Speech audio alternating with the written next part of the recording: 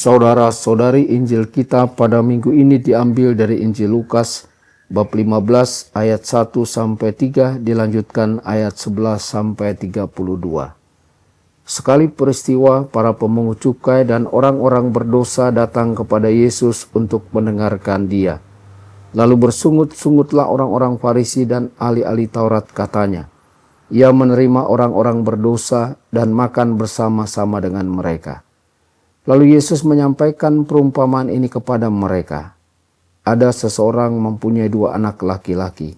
Kata yang bungsu kepada bapaknya, "Bapa, berikanlah kepadaku bagian harta milik yang menjadi hakku." Lalu bapaknya membagi-bagikan harta kekayaan itu di antara mereka. Beberapa hari kemudian, anak bungsu itu menjual seluruh bagiannya, lalu pergi ke negeri yang jauh. Di sana ia memboroskan harta miliknya itu dengan hidup berfoya-foya. Setelah dihabiskan semua harta miliknya, timbullah bencana kelaparan di dalam negeri itu, dan ia pun mulai melarat. Lalu ia pergi dan bekerja pada seorang warga di negeri itu. Orang itu menyuruhnya ke ladang untuk menjaga babinya. Lalu ia ingin mengisi perutnya dengan ampas yang menjadi makanan babi itu, tetapi tidak seorang pun memberikan sesuatu kepadanya. Lalu ia menyadari keadaannya, katanya, "Betapa banyaknya orang upahan Bapakku yang berlimpah-limpah makanannya, tetapi aku di sini mati kelaparan. Aku akan bangkit dan pergi kepada Bapakku dan berkata kepadanya, Bapa, aku telah berdosa terhadap surga dan terhadap Bapa. Aku tidak layak lagi disebut anak Bapa. Jadikanlah aku sebagai salah seorang upahan Bapa." Lalu bangkitlah ia dan pergi kepada bapaknya. Ketika ia masih jauh, bapaknya telah melihat dia, lalu tergelaklah hatinya oleh belas kasihan. Bapak itu berlari mendapatkan dia, lalu merangkul dan mencium dia. Kata anak itu kepadanya, "Bapa, aku telah berdosa terhadap surga dan terhadap Bapa. Aku tidak layak lagi disebut anak Bapa." Tetapi bapak itu berkata kepada hamba-hambanya, "Lekaslah bawa kemari pakaian yang terbaik, pakaikanlah itu kepadanya. Kenakanlah cincin pada jarinya dan sepatu pada kakinya. Ambillah anak lembu yang gemuk itu, sembelilah dan marilah kita makan dan bersuka cita. Sebab anakku ini telah mati dan menjadi hidup kembali, ia telah hilang dan didapat kembali." Lalu mulailah mereka bersukaria. Tetapi anaknya yang sulung sedang berada di ladang. Ketika pulang dan dekat ke rumah, ia mendengar suara musik dan nyanyian tari-tarian. Lalu ia memanggil salah seorang hamba dan bertanya kepadanya apa arti semuanya itu. Jawab hamba itu, "Adikmu telah kembali dan ayahmu telah menyembelih anak lembu gemuk, karena ia mendapatkan kembali anak itu dalam keadaan sehat." Maka marahlah anak sulung itu dan ia tidak mau masuk. Lalu bapaknya keluar dan membujuk dia, tetapi ia menjawab bapaknya, katanya, "Telah bertahun-tahun aku melayani engkau dan belum pernah aku melanggar perintahmu. Tetapi kepadaku belum pernah engkau memberikan seekor anak kambing pun untuk bersuka cita dengan sahabat-sahabatku. Tetapi baru saja datang anakmu yang telah memboroskan harta kekayaanmu bersama-sama dengan pelacur-pelacur. Maka engkau menyembelih anak lembu gemuk itu untuk dia." Kata bapaknya kepadanya, "Anakku, engkau selalu bersama-sama dengan aku, dan segala milikku adalah milikmu. Kita patut bersuka cita dan bergembira karena adikmu telah mati dan menjadi hidup kembali, ia telah hilang dan didapat kembali." Demikianlah sabda Tuhan. Terpujilah Kristus.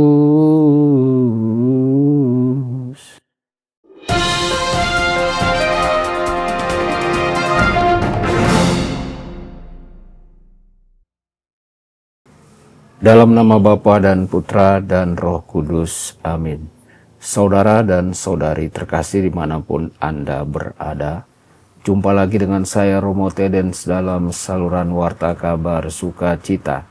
Semoga Anda semua dimanapun berada senantiasa dalam keadaan sehat dan bahagia. Pasal 15 Injil Lukas memuat informasi berikut ini. Para pemungut cukai dan orang-orang berdosa berkerumun untuk mendengarkan dia, dan orang-orang Farisi serta ahli-ahli Taurat mengeluh dengan berkata, "Orang ini menerima orang-orang berdosa dan makan bersama mereka." Lukas menyajikan 3 perumpamaan yang diikat oleh tema yang sama.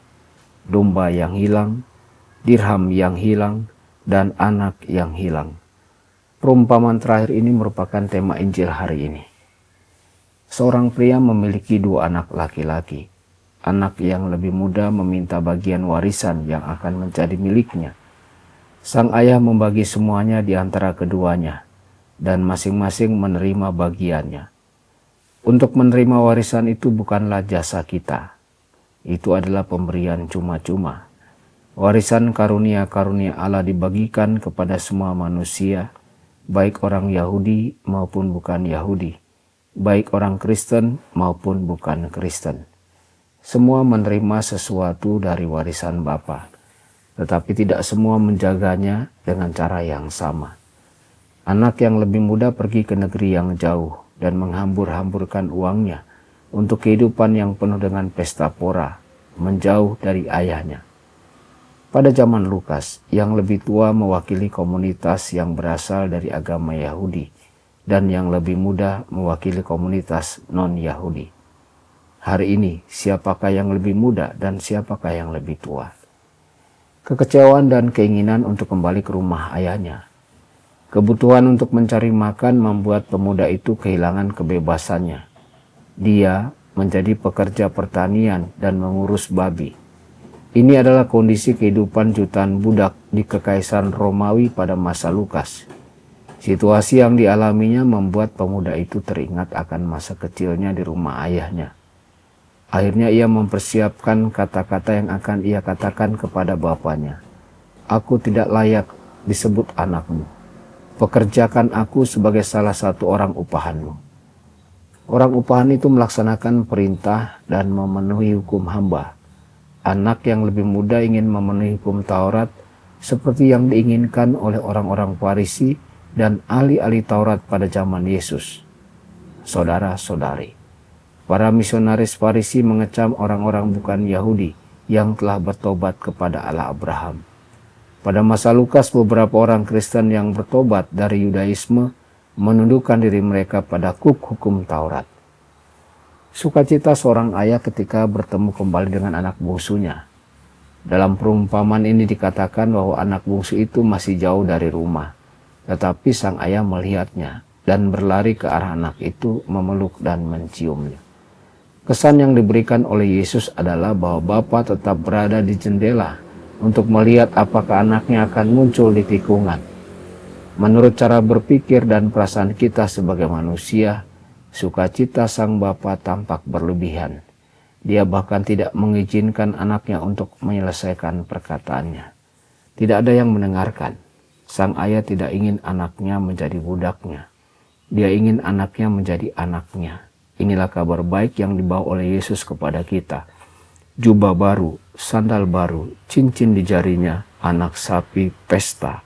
Dalam sukacita yang luar biasa dari perjumpaan itu, Yesus mengizinkan kita untuk melihat betapa besar kesedihan sang ayah karena kehilangan anaknya.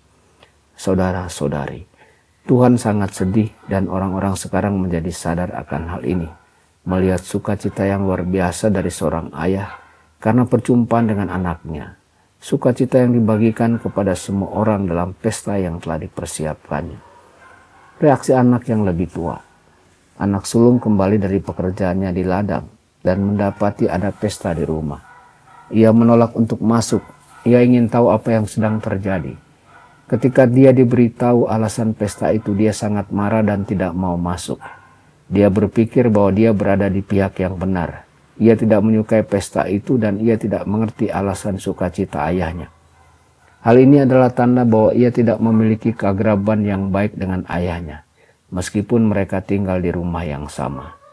Padahal jika ia memiliki keakraban ini, ia akan mengetahui kesedihan sang ayah karena kehilangan anak bungsunya dan akan memahami kegembiraannya ketika sang anak kembali. Mereka yang hidup dalam keadaan cemas akan ketatan terhadap hukum Allah berisiko melupakan Allah sendiri. Anak yang lebih muda meskipun jauh dari rumah tampaknya lebih mengenal sang ayah daripada anak yang lebih tua yang tinggal bersamanya.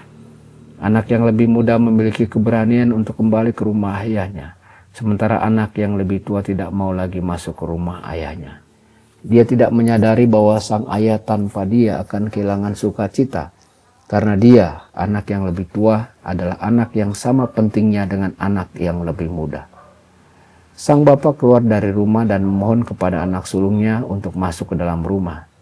Tetapi sang anak menjawab, "Selama ini aku telah bekerja keras untukmu dan tidak pernah sekalipun melanggar perintahmu. Tetapi engkau tidak pernah memberikanku banyak uang sebagai seorang anak untuk merayakan hari raya bersama teman-temanku. Tetapi untuk anakmu ini, ketika dia kembali setelah menelan harta bendamu, dia dan para wanita simpanannya, kamu membunuh anak sapi yang telah kami gembalakan." Anak laki-laki yang lebih tua juga menginginkan pesta dan sukacita, tetapi hanya dengan teman-temannya sendiri, bukan dengan saudaranya, apalagi dengan ayahnya. Ia bahkan tidak memanggil adiknya sendiri dengan sebutan saudara, melainkan anakmu ini, seolah-olah ia bukan lagi saudaranya. Dan dia, sang kakak, berbicara tentang pelacur. Kedengkiannya membuatnya menafsirkan kehidupan adiknya dengan cara ini. Berapa kali sang kakak salah menafsirkan kehidupan sang adik. Berapa kali kita salah menafsirkan kehidupan dan praktek-praktek orang lain. Sikap sang ayah justru sebaliknya. Dia menerima anak yang lebih muda tetapi tidak ingin kehilangan anak yang lebih tua. Keduanya merupakan bagian dari keluarga. Yang satu tidak bisa mengesampingkan yang lain.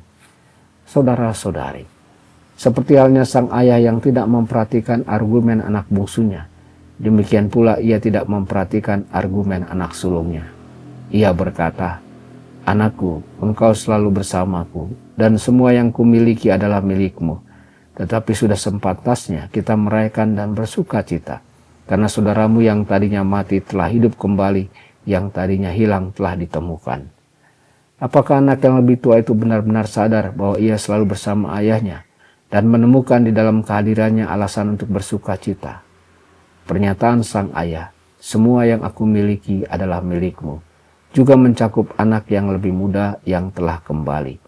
Sang kakak tidak memiliki hak untuk membuat perbedaan. Jika ia ingin menjadi anak bapa, ia harus menerima sang bapa apa adanya, dan bukan seperti yang ia inginkan. Perumpamaan ini tidak mengatakan apa jawaban akhir dari si kakak.